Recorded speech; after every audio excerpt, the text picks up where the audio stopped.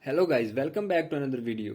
In this video I will show you how to fix Rocket League not launching or opening problem on your Windows 11 or Windows 10.